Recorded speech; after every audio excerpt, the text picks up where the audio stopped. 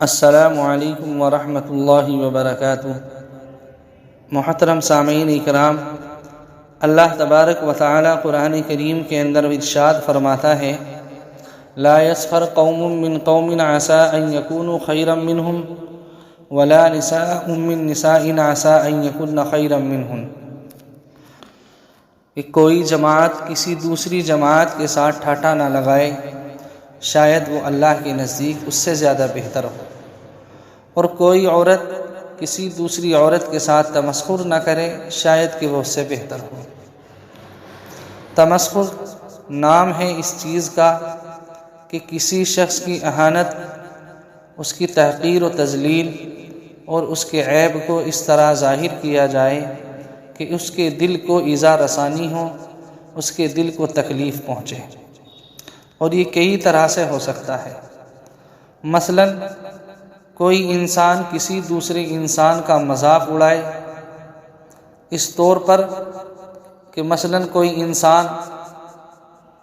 اس کی قول و فعل کے اندر، اس کی بات چیت کے اندر، اس کی شکل و صورت میں کسی طرح کا کوئی عیب ہے، اب وہ اس کے عیب کو ظاہر کرتے ہوئے اس کے سامنے مذاق کرے اور اس کے دل کو ایذا رسانی پہنچے، یہ پسند نہیں کیا گیا ہے۔ اللہ کے نبی صلی اللہ علیہ وسلم کا ارشاد ہے کہ جب کوئی شخص کسی شخص کا عیب ظاہر کرتا ہے، اس کا مذاق اڑاتا ہے، اللہ تبارک و تعالی کل قیامت کے دن اس شخص کا حشر اس طرح کریں گے کہ اس کو جنت کی جانب لایا جائے گا، جنت کا دروازہ کھول دیا جائے گا، اور جیسے ہی وہ جنت کے دروازے کے قریب پہنچے گا تو جنت کے دروازے کو بند کر دیا جائے گا۔ اسی طرح مسلسل معاملہ چلتا رہے گا، وہ شخص جنت کے قریب جائے گا، جیسے ہی جائے گا دروازہ بند ہو جائے گا، یہاں تک کہ اس قدر مایوسی اس کے دل کے اوپر چھا جائے گی کہ جنت کے دروازے کو کھلا دیکھ کر بھی وہ وہاں پر نہیں جائے گا۔ اللہ کے نبی صلی اللہ علیہ وسلم کی یہ حدیث ہے۔ اور مذاق یہ دو طرح سے ہوتا ہے، ایک تو یہ ہے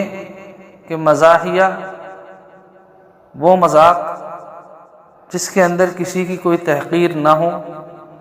صرف آپس میں ہی مذاق کی کوئی بات ہوئی اور لوگ ہنس پڑے، یہ تو جائز ہے، جس کا ثبوت اللہ کے نبی سے بھی ملتا ہے، لیکن اس کی بھی عادت نہ ڈالی جائے،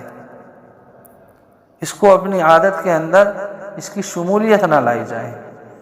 اور اگر مذاق اس طرح ہے کہ کسی انسان کی اس مذاق کے اندر تحقیر و تذلیل ہو رہی ہے،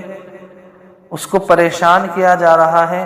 تو پھر وہی حدیث ہے جو میں نے آپ حضرات کے سامنے بیان کی ہے۔